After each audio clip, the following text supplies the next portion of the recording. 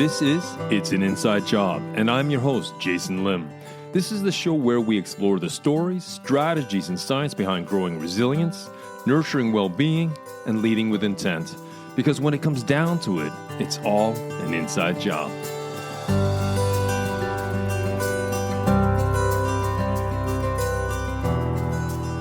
A little heads up to my dear audience that we're going to be talking about domestic abuse and the tribulations and trials and the trauma that come with domestic abuse. So it's just a little heads up before we dive in. So if you've ever learned to keep your head down, read the room and stay low maintenance just to avoid backlash, well, there's a reason that pattern can feel so automatic. Sometimes it isn't politeness, it's protection. In today's episode, I'm joined by Deena Kordt, a recovering invisible woman, podcaster, publisher, author, and advocate. She's the founder of You Glow Girl, publisher of Life Changes and Divorce magazine, and host of the Life Changes Channel podcast. And she's also the co-host of Shift Happens Now. Deena draws from her experience in today's conversation, growing up in conservative rural Canada and surviving an abusive marriage to help others reclaim voice, agency, and connection. So in today's conversation, you'll gain a clear understanding of non-physical abuse, emotional and psychological control that can be just as damaging and often harder to name. Also, the insight into how hyper-vigilance and people-pleasing form in controlling environments and why they can linger long after you've left. And also the practical ways to support someone who discloses abuse, including what to say, what to avoid, and why confidentiality matters, especially after a vulnerability hangover. We also talk about the hidden ways of abuse can infiltrate everyday life, relationships, community, even work. And I'll hope you stay to the very end of the episode because I'll share the single most important insight I gained from Deena, the one that reframes invisibility in a way that can change how you approach healing and support. So without further ado, let's slip into the stream and meet Deena Kordt.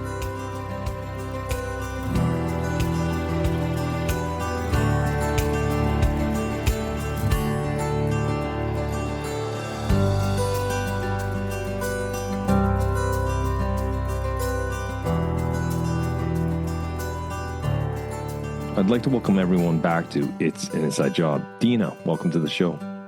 Thanks, Jason. I'm excited to be here. What I'd like to do with most of my guests is ask them to kick off the show by them introducing who they are and what they do. Ooh, thank you. I am an author and a blogger and a publisher and a speaker, but where my passion lies is in advocacy. I live in central Alberta, grew up in southern Saskatchewan, and both are located in Canada, in Western Canada. And my life has had some interesting twists and turns. And from that, I like to help people feel seen and heard and inspired. And that's where we are today, because that's the space I want to walk into, because I think this is a subject that we're about to introduce that I haven't had on the show, which I think is super relevant. I was wondering, could you, to the extent you wish to share, Deena, what brought you to this space? What brought you to this platform where you are an author, a podcaster, a keynote speaker?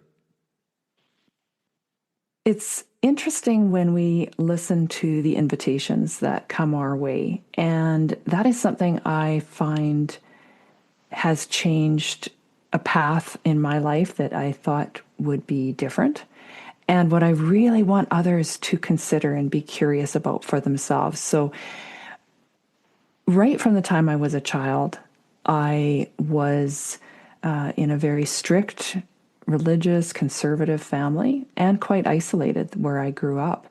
And it was really, being quiet, some form of invisibility almost was part of my life. And I went right from that into over 30 years of domestic abuse. And again, that was reinforced to use invisibility to be safe, to protect myself and my children as much as I possibly could.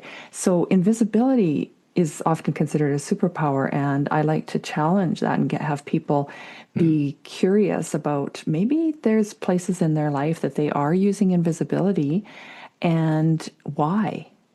And so for me, bringing more awareness to an epidemic of abuse that we are seeing globally, generation after generation. And if we can bring more awareness so that others are curiously compassionate, I like to use that phrase, to see others as maybe they have a story, or why are they the way they are? What has happened to them? What are they living in currently? And can I show some compassion? Can I help them?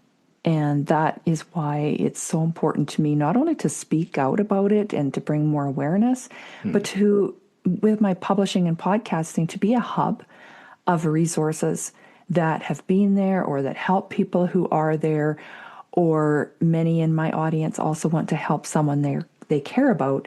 How do we connect those people and help them and get them out of situations that aren't healthy and in many cases aren't even safe? So to be a hub for that is such an honor and help connect people. And just in our opening dialogue, I'm sure what you've just said has resonated and kind of activated people's thought. And so what did invisible look like in your daily life in those 30 plus years? I'm happy you asked that, Jason, because it's one thing to talk about it in a vague way, like invisibility used as a survival mechanism. But what it was being very hyper-vigilant, for one thing, watching for anything that may trigger abuse or discipline, say, as when I was a child, and understanding that if I could potentially notice that trigger, avoid triggering that, become very careful to be people-pleasing, to watch what I say, to always be, again, I use hypervigilant because that is something that we don't necessarily realize we are practicing until we're in a space where we don't need to do that. And a lot of my behaviors around creating invisibility, I didn't become aware of until I was safe, until I was out of that situation. And then I would find myself being that way, having those behaviors around people that it wasn't necessary to protect myself from. And it was like I was waiting for that to happen. It was a matter of when, not if. And then over time going, oh, this situation happened, or this comment was made, or, something went sideways, and this person didn't lose their mind on me. That's interesting. I was fully expecting it. So I would do, you're trying to always be careful not to make mistakes. Don't show weakness, vulnerability, but also don't be challenging that other person. You're also, as a mother, I was trying to protect my children. So I became aware again, once I was out of the situation, looking back and thinking of all the ways that I tried to keep them safe by watching for anything that they might say or do. We had, our oldest the baby was colicky. And that's exhausting. That's like they're crying and they're screaming and they're uncomfortable and they're up in the middle of the night for all hours and they're very difficult to comfort. And it's stressful for anybody. But you put that into a high conflict, abusive situation, and that multiplies. So, trying to keep the children out of trouble. They weren't troublemakers, but I often wonder if they would have been more exploratory if they weren't growing up in that environment. Try and keep them from disturbing the peace, from making any mistakes, from asking the wrong question, from, you just became so hyper vigilant and really trying to avoid any triggers. And what that creates is you're pulling yourself back. You're not using your voice. You're not trying things. You're not socializing. You hide in many ways. But the very tricky thing is then to portray to the outside world that everything is okay. So it's a very difficult, challenging balance that you're trying to hide what you're living in, and you're hiding it. You're in denial yourself for many people. It sounds like you would be aware of it, but for many people, they've come from that, where they've grown up in that, or they think, well, I made this choice to be with this person and in this situation. I need to make the most of it. How bad could it be? I'm staying. There's many questions over the years that people will ask themselves about, trying to rationalize why they're there. Or, oh, I shouldn't have made him upset. I triggered that. I deserved that. Rationalizing irrational behavior, irrational reactions. And so you find that you lose your voice, you lose your agency, you lose your choice. And there's manipulating that's happening. And, as much as you wanted to trust that person, you've shared things that have now given them buttons or, things that they can push and things It's almost they can ammunition say. against you. It's ammunition. Exactly, Jason, you get it. And it's in the worst possible way to have trusted someone, shared things, and now that's being turned on you. So you start to become very careful to act like you have no weakness. You don't want to show that, because then it can become a way of abusing. In the short term, your hyper-vigilance of walking on it's almost like someone helicoptered you into a minefield with no map. You don't know how big it is. You don't know what direction to go with. And every step is like walking on eggshells not to trigger this guy. And at the same time, not only are you protecting yourself, but you're hyper-vigilant to protecting your children and what they say or what they do. I can't imagine what that's like. Yeah. It's just the exhaustion of doing that. And you've talked about decades. Yes. So 30 years. Yeah. What did that steal from you? You talked about agency, autonomy.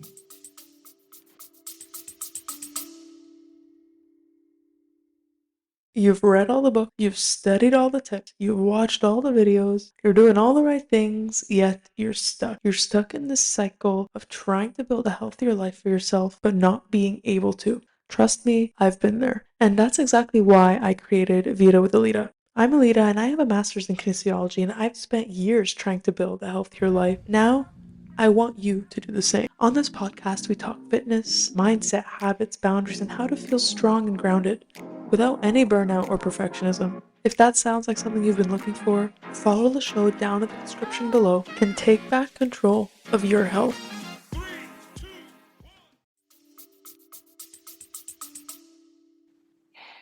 What that stole from me, I'm still uncovering. Confidence and worthiness, my voice, and opportunities that may have been there that I didn't have the energy or the space to entertain. And what's interesting is the misconception that many have around abuse. So physical abuse, there was always that underlying threat. There was, like maybe a couple very, very slight cases for me personally. But even the legal definition in Canada, and I don't know this outside of Canada, I assume it's similar, the legal definition of intimate partner violence includes many non-physical forms of abuse. And the physical forms can also, those non-physical often lead to physical, and the physical can also lead to homicide. And the most dangerous time is during and after leaving. That is one of the reasons that people stay, because they realize that this is going to escalate if that person feels they're losing that power over you. And so part of the advocacy work I do, pardon me, is to create that awareness that non-physical is damaging, and it's harder to pick up on. So some of my keynotes, I share examples of things you may witness or things you may either personally or witness as a third party that does show it could be power over or intimate partner violence.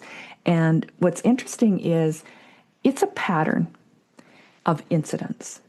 It might not just be one big physical incident. It's a pattern of demoralizing and undermining and isolating and devaluing, and it just eats away at you.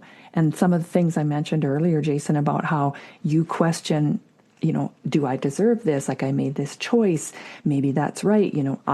I triggered that. I'm the cause of that, and we take ownership of that. And what I found very fascinating, there are people I have interviewed on my podcast or connected with the work I've been doing even more deeply over the last 3 years, is that some have been working with organizations or working with others who are in abusive situations, and they are working with them, supporting them and helping them. Meanwhile, in their own personal life, they are still living in abuse and not even fully aware that they are in it while they're trying to support others. It can be that subtle, and once their eyes are open to it, it's shocking. And this is one of the challenging pieces, because unless you've lived it or seen the damage from it, it's hard for someone to understand, okay, well, how can it be abusive if you don't even know you're being abused? How is it destructive if you can't even recognize it yourself, even though you're aware of red flags and signs of it? And that is where I think it's fascinating to your audience, Jason, because it's very much an internal, inside job that we've got ourselves convinced that either we deserve it, or that's just how relationships work, or this isn't as bad as that other person's experience.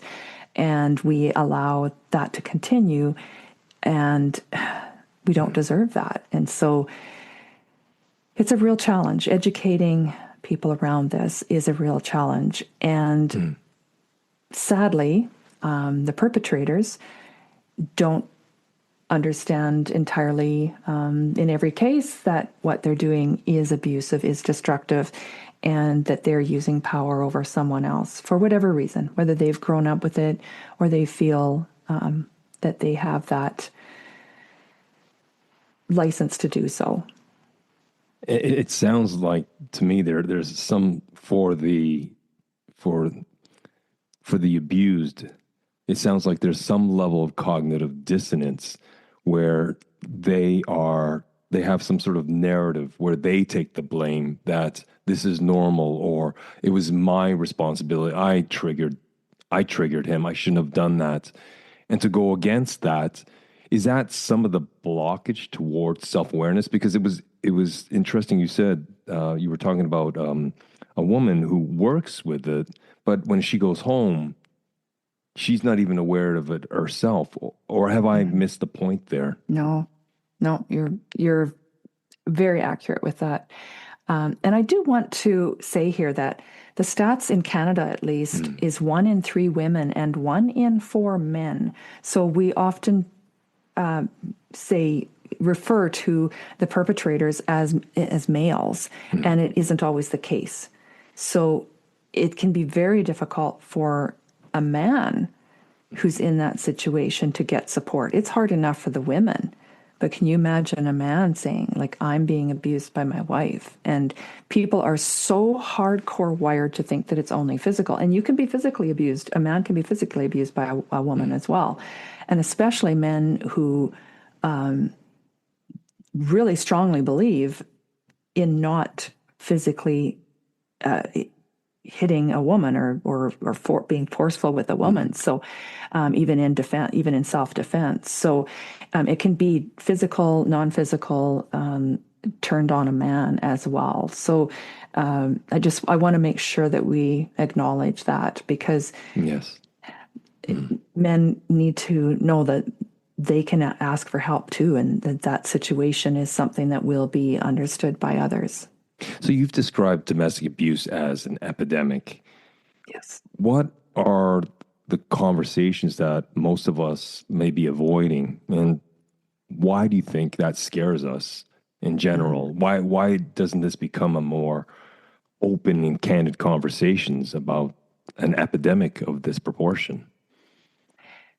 Well, there is an epidemic that has been actually declared in communities across the country.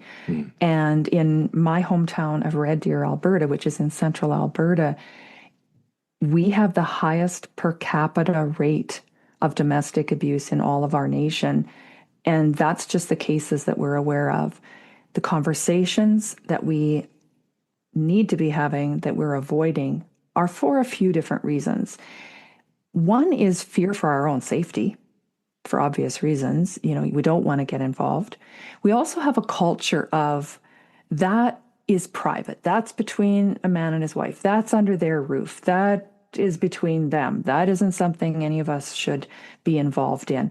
What they do behind closed doors is their business. So we have that mentality, and we are afraid for our own safety. We're also afraid if we ask someone, "Are you okay? Do you need help?" That I'm worried about your safety.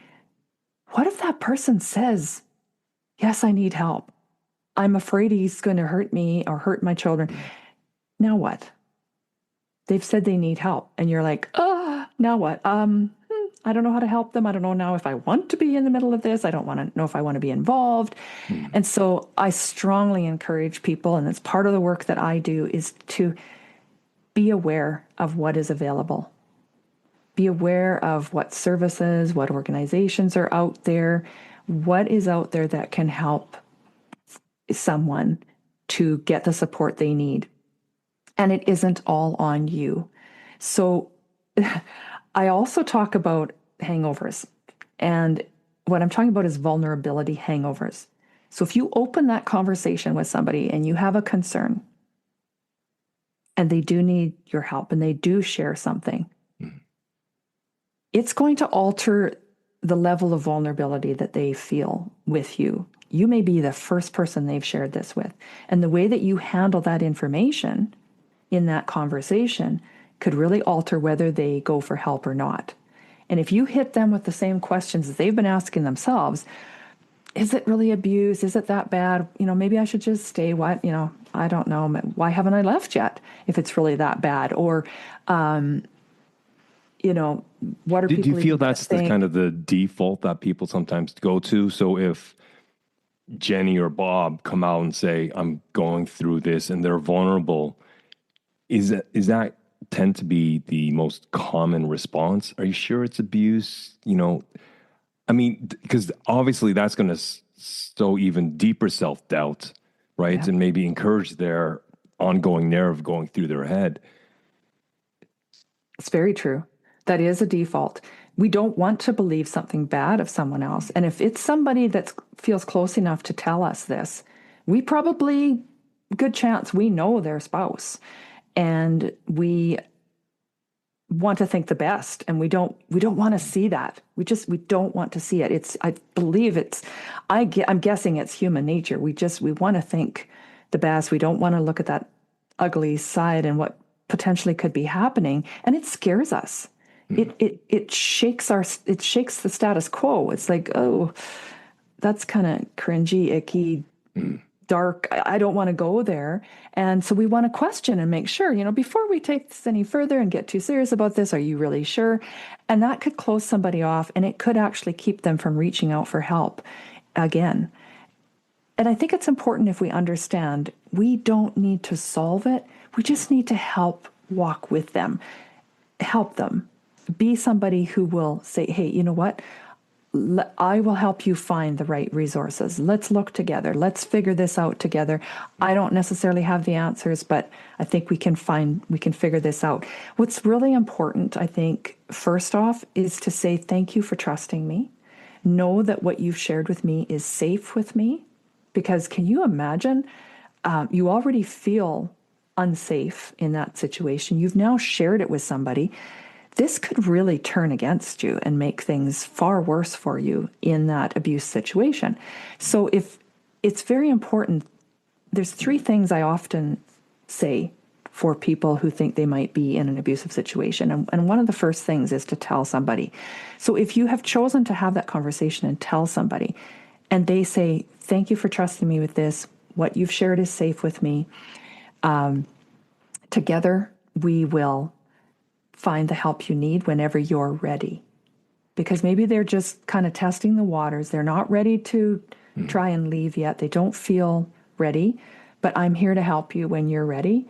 And then treat them as you would whether, you knew this about them or not, because they're going to be sensing that hangover, that vulnerability hangover. They're going to want to draw away, pull back, maybe shut down.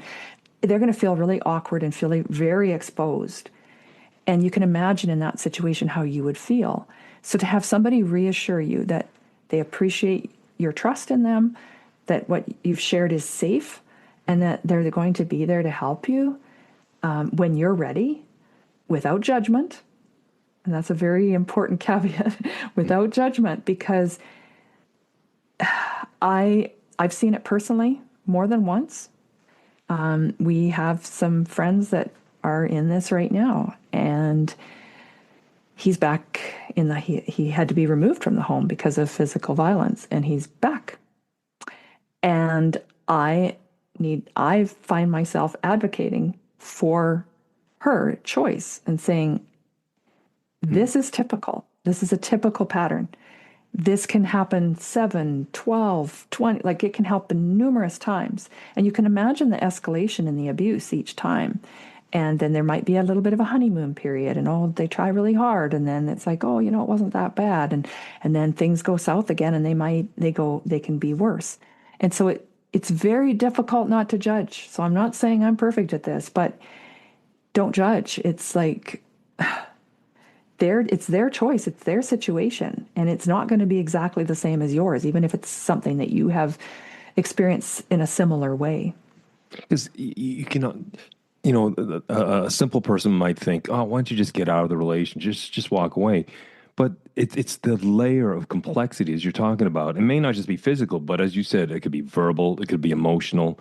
And if he or she is not the financial breadwinner of that family, and they are a stay-at-home mom or dad, there's also that. What am I going to do with the kids? How do I just walk out? I have no money. I have no savings because he or she controls everything, right? And that's just something I can imagine. Just another layer of complications. Like, how do I financially survive out there if I walk away?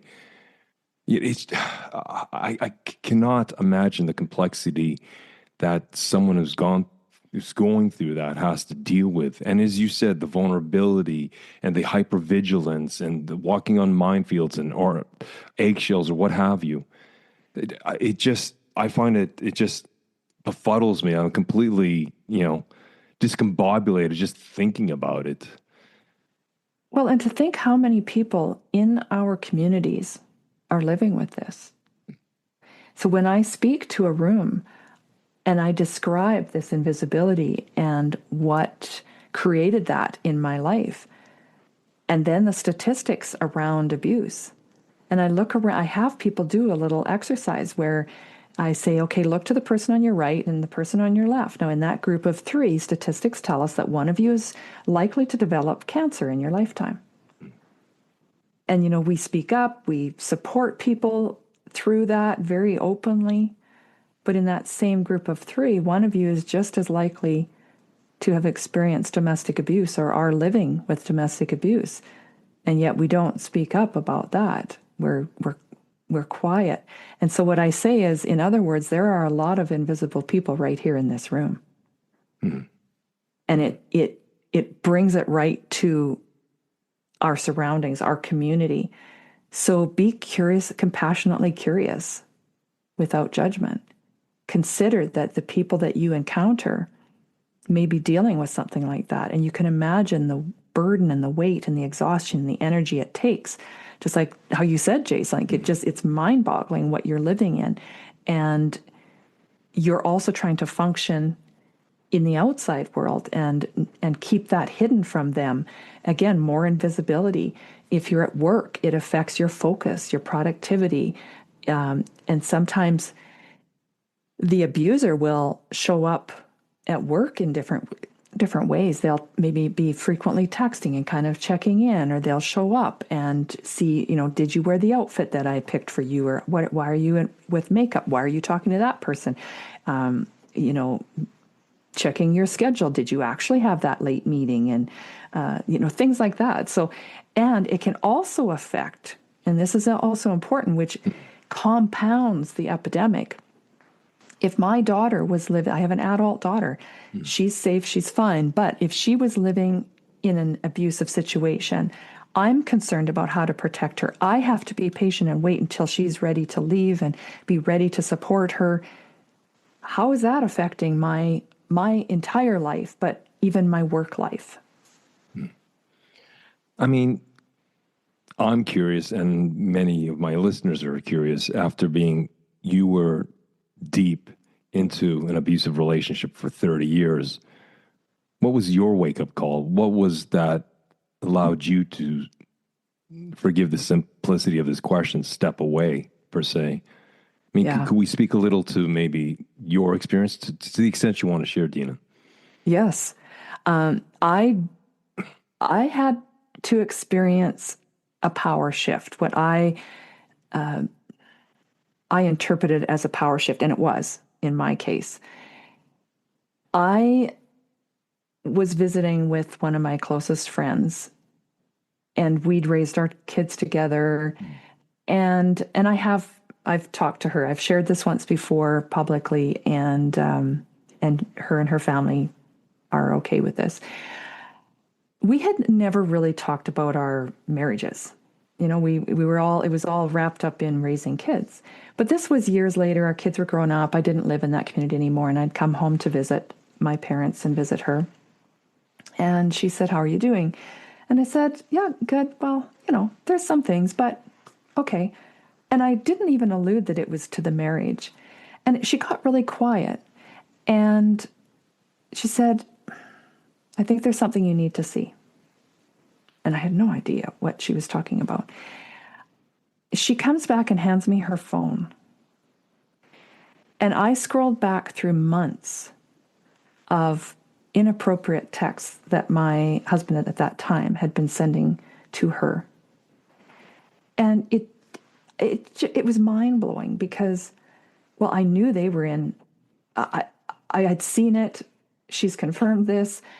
Their marriage is just amazing. It's very supportive. It's beautiful. They have their bumps, but it's really good. She'd shown these to her husband, and she texted back saying, "Please stop." And this had gone on despite the fact that my husband at the time knew some very challenging things that they were going through with cancer scares with her husband. Her father-in-law had very, like, a stroke, and they were dealing with a lot. He was aware of this and was still doing this, and unbeknownst, didn't know.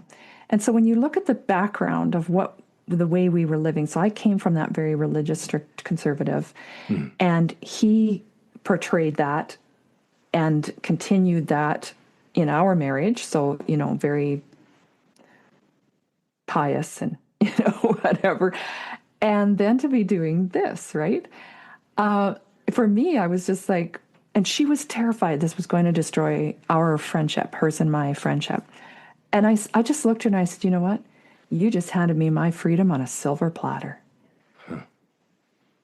And this to me was like, it was just right there in black and white. He dug his own grave. And, just... So by her showing you these yes. texts, it was fortuitous in the sense that it created a mind shift in you. There was a power balance shift in your head and thinking, okay, you know, all right, okay. This is my ticket. This Yeah. is my ticket out. And so what I did was I had a 5-hour drive home. And I called other friends and said, like, because there had been a couple of things that had been off over the recent years before that were off color something, with other friends of mine. And I, just like in person, we kind of brushed it off. Right? Mm. Sorry? Coloring outside the lines a little. It didn't feel. Yeah, some off color trying to be funny jokes, but it was like, it didn't land. It was really weird. But we kind of brushed it off, and now things started to come together. And so I really needed to get my head around how was I going to approach this. And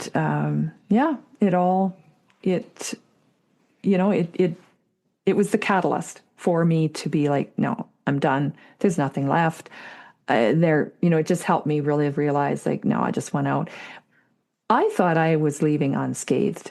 And over the last, I don't know, 9, whatever years it's been, I am realizing, and it's a good thing, it would be so overwhelming to be hit with all of it at once. Yes. Layer upon layer of the damage of what was done to me through that experience. Because I was pretty young as well when we got married. I was 21. So, very formative years, and went right from my childhood home into that marriage. So not a lot of independence in between. I did. I mean, I went to school, but we were dating during that time. So yeah, sure. That was my catalyst. So healing in itself, it does not sound like it's a solo journey. It may start as a catalyst towards a healing sojourn per se. So can you speak a little about sort of the healing process? Because you mentioned early in the conversation, even today, you're revealing more levels of confidence that are kind of coming back, even though it was 9 years ago. I think it's important to have community, to tell other people, to share with other people. Now, if you think you're maybe in it right now, the 3 things I would suggest doing: first, tell someone. And if that first person doesn't believe you, find someone else that you can trust to tell. The other thing is to start documenting, because we tend to that dissonance you were talking about earlier, Jason, we tend to try and convince ourselves it isn't as bad as we think. But if you start documenting the day, what was said, how it made you feel, or what was done, how it made you feel, what happened, how did that make you feel, start writing it down, even the little things. And that you're going to be shocked at how frequent and how intense it is. And that can be then you're going to realize, oh, the third thing is to prepare to leave.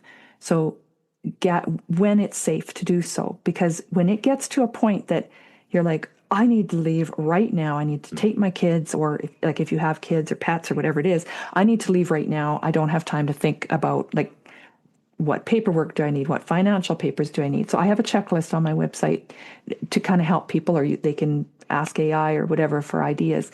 What are some important things to have gathered? Medically, financially, legally, whatever those types of documents and things you need.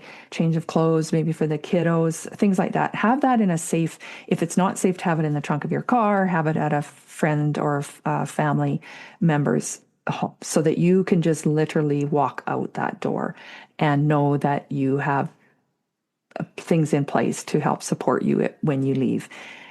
Those are the 3 things I would say. But community is really important. You don't have to do this alone. There are people who care and want to help. There are people who believe you. And just, don't give up. And we're not going to judge. If you just can't stay away, and you do need to go back and you want to try again, we're afraid for you. We're concerned for you. But we're going to do our very best to not judge and to be able to be ready to support you when you are ready. it can be very challenging. I'm really pleased to know that there was a gentleman in Ontario, Canada, who recognized the need he created an organization called Shelter Movers. And I'm hoping that there are organizations like that, in other parts of the world, but they have free moving and storage services they will involve the police if necessary. They will come in and help to pack up and move the women or men's, in some cases, but the women's, let's say, belongings, and put them in storage indefinitely, all at no cost. And this is all through sponsorship partnerships. And I just can't say how important that is. I can't say enough. To have your belongings with you and the likelihood that that's going to help you stay out, to have some dignity, have some of your own things. And you will probably be in a shelter or a friend's basement or your parents' couch or whatever it might be in the interim. But knowing that you will have some belongings and they're being safely stored until you have a new home. I mean, that's part of the staging. That's part of the building the confidence that, okay, now I can leave. It's having a go bag. It's having a place to find refuge, whether it's a basement or it's a shelter. And I think all those points are the things I wouldn't have thought about, but I think they're so pertinent to what we're talking about today. Because Deena, before our conversation, of course, I've done research, looking at the YouTube and listening to your podcast and on your website. And I wrote down there's a consistent message you have. You said, I see you, you matter. I think that goes to at the top of the conversation, you also call yourself a recovering invisible woman, right? Because when I used to work with trauma, and this is, 30 years ago, that's what it was. Sometimes they felt invisible per se. They may not always felt invisible, but they felt like they were the shadows, that everyone else had everything else together, but they were walking in the shadows of society, that they were on the fringes. And sometimes just by saying that, because that brought back a lot of memories when I was counseling. I see you, you matter. And for a lot of people, as simple as those words they have a profound effect on people, especially if they've always thought they've been, in the shadows. And all of a sudden someone says, you mean something, you matter to the world. I've seen it time and time again, how you can see people shudder and you just see the tears coming, not out of sadness, but almost out of joy and recognition that, yes, someone actually does recognize me. I just wanted to bring that up because those 5 words, I see you, you matter, is something I consistently see through your work. Oh, I'm very grateful that you mentioned that, Jason, that does stand out as a message because that's so important to me. So I'm really encouraged that that's seen. I want to add a little extra thought to that, though. Sometimes that release and those tears when someone feels seen and that they matter and they're seen and valued, is also some fear, some vulnerability, because they have probably, like I did, honed those skills of being invisible, and they're very careful to be invisible because it feels safer. And when someone says, hey, I see you, you matter, I value you, it can be scary. Because exposure per se. Yes, it's like, okay, you feel exposed and vulnerable. And then it's like, oh, what are they going to expect of me? Am I going to be enough? Am I going to prove them wrong? And that they think I'm worthy, but I'm really not. And, they're so beaten down that there can be a sense of fear there too. So that we want to just be gentle with how we see them and we don't push them too hard. I'm collecting stories for a compilation, an anthology, a book around, it's called Hope in Hell, and share people's stories because it's part of their healing, but it's also part of that awareness, and it's also part of other people's healing to share their stories of the abuse and coming out of it and of their healing. And that is a form of finding that voice and feeling stronger again. But it does need to be done with compassion, non-judgment, with curiosity, and they will need a little time sometimes to pull that together. So in the meantime, I'm sharing those stories in the magazine. It takes a while to collect enough for a book, but I do want their story to be shared with others so that it's really empowering when they've seen their story. And I like to also remind people that it's important that we share and speak up for those who aren't safe to do so yet, so that they can find their voice to speak up for themselves. Do you find that people in abusive relationships, sometimes when they've heard the story of someone else, that creates a spark, that creates a kindling for them to start the process of thinking, of shifting gears, as you said, moving out of relating to stories that they've heard of other women or other men who've escaped abusive relationships? That planted a seed for me. So yeah, okay. It made a big difference for me. And it was a close friend being vulnerable to share what she'd experienced. And she had just left her relationship, her marriage, and she shared some of the things that she'd experienced that weren't physical. And it planted a seed for me to go, wait a minute, this sounds familiar. This feels familiar. And I had an incident. I've lost a couple of brothers as they were young adults, 2 different vehicle accidents. And I came across some pictures from one of the accidents, and it was like getting kicked in the gut. And I realized, why, after all those years, was I having such a strong reaction? So I sought mental health support for the first time in my life. And during that, it was uncovered by the psychologist that out of survival, I hadn't dealt with that grief because I didn't have the capacity. I had to be so hyper-vigilant. I was dealing in abuse. And she started asking questions, and we started uncovering what I was living in and why that was so unhealthy, why that was affecting even my processing of grief.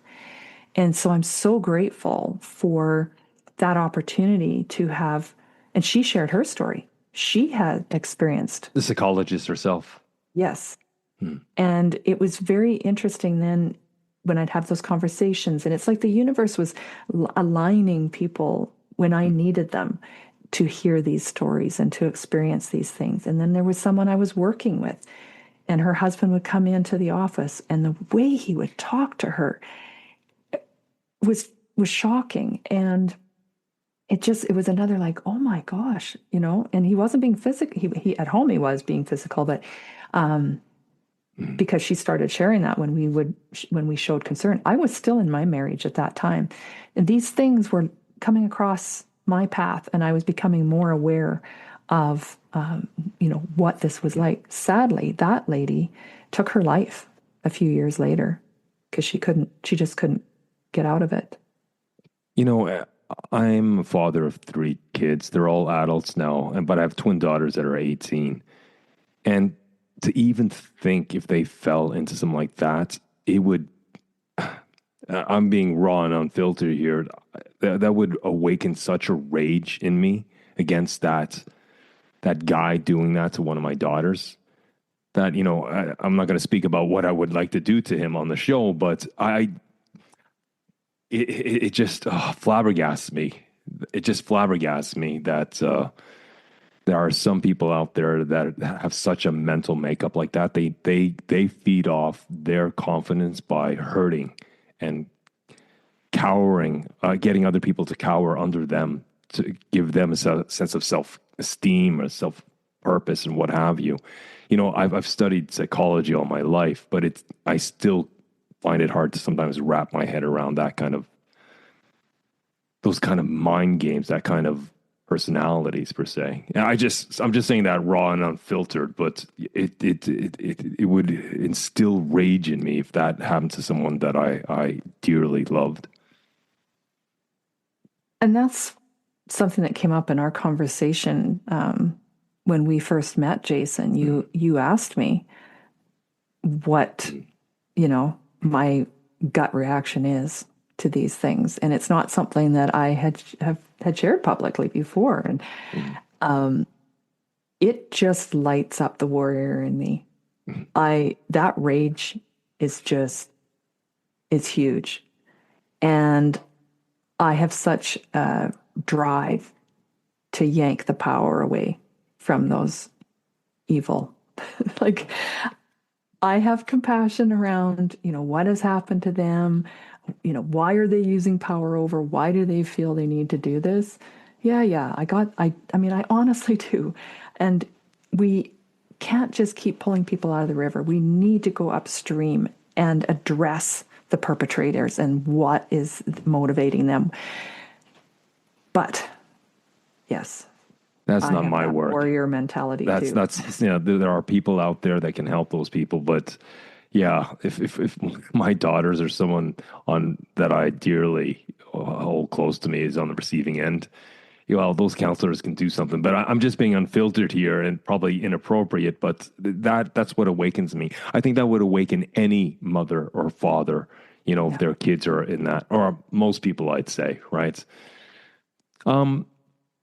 You run a podcast, you have a magazine, you give keynotes. What would you say your message is? What is the consistent message you're trying to communicate and get to stick with people out there? We've probably already covered it, but I'd like to maybe get a little more succinct about this. Well, I think the one thing that, you are seen, you are valued, that you mentioned, but the underlying message in all of it is you are not alone. There are people who care and want to help. We believe you. Okay. If someone wanted to reach out to you, Deena, or what would be the best way they could get in touch with you? There's multiple ways, and I think that's important because I want people to not feel alone, to be able to easily access me. And I'm assuming there will be links in your show notes. But sure. They can send an email to hello@deenakordt.com. And I can also be reached at Deena@lifechangesmag.com. So those would be two email addresses that would probably be the quickest, easiest way. And if you don't feel safe to email, you can also DM me on social media. Again, it's probably easiest to use the links in the show notes, but Instagram, u.glow, so the letter U, GLOW, _GRL, and DM me there.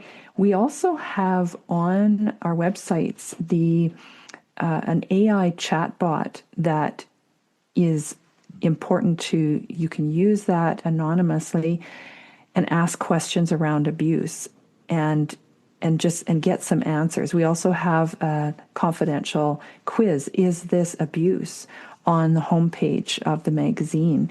And there's different questions in there to help you kind of get an understanding of, are you living in abuse? And, how urgent is it for you to consider getting away? Thank you very much. And Deena, you have a podcast. I like to help podcasters promote their podcast. Could you tell us the name of your podcast and what the objective is, or what you talk about? Oh, I appreciate that invitation, Jason, because it's called the Life Changes Channel, and we talk about all different types of life changes. Now, some changes that come in our lives are expected, some are unexpected, some are positive, some are negative, some might start out positive and they become very challenging, whatever it might be. We do talk around mainly divorce and separation is where it started. And I've branched that out to also include financial, legal, career, education, grief, loss, aging, health, because our lives change, and we aren't stagnant. We're human beings, and we're ever evolving in all these different areas. And so, to connect people with the experts or peers, people who've been through these things, but mainly it's around experts who can empower you with information. Well, Deena, thank you very much for such a candid and eye-opening conversation today. I'm going to have you back on the show for a second episode once you get that book launched, because I think that's also going to be a very important, book to promote. Thank you. I would love that. And I would love to have you on my show as well, Jason, because I think we have a lot that we can dig into to encourage people. I look forward to it. Deena, thank you very much for your time today. My pleasure.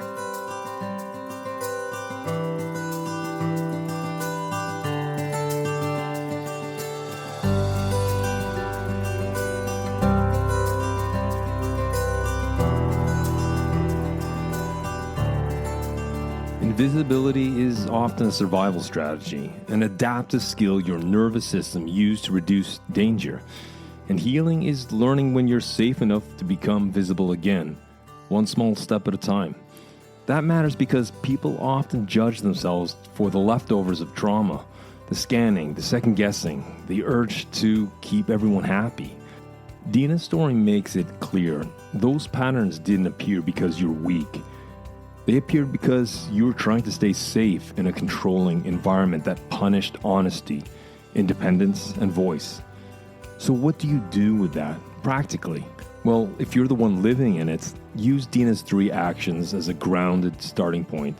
Tell someone, one safe person, one clear sentence. Document incidents, keep notes, dates, screenshots, anything that helps you trust your own reality. Prepare an escape plan, important documents, essentials, and a plan for a fast exit if needed. And if leaving is on the horizon, remember what we discussed. Risk can increase during and after leaving, so planning and support matter. And if someone discloses to you, don't interrogate, don't judge, don't force solutions. Say, I believe you. Thank you for trusting me. Ask, what would feel supportive right now? Protect them from a vulnerability hangover by offering confidentiality and letting them lead the pace. Deena also highlights that abuse doesn't have one look, and it doesn't only happen to women. Men and women can be trapped in abusive dynamics, and support has to reflect that reality. Deena, thank you for your courage, your clarity, and for using your writing, publishing, and podcasting to make the invisible visible, and to connect people to real resources and community. And for the work you've done around survivor storytelling, because stories help people stop feeling alone, and sometimes that's the first crack of light. If you know a friend, a colleague, or family member who might be going through something they can't name yet, send it with a simple note. No pressure, just thought of you. This episode might help. Well, thanks, folks, and until next time we meet, keep well, keep strong, and we'll speak soon.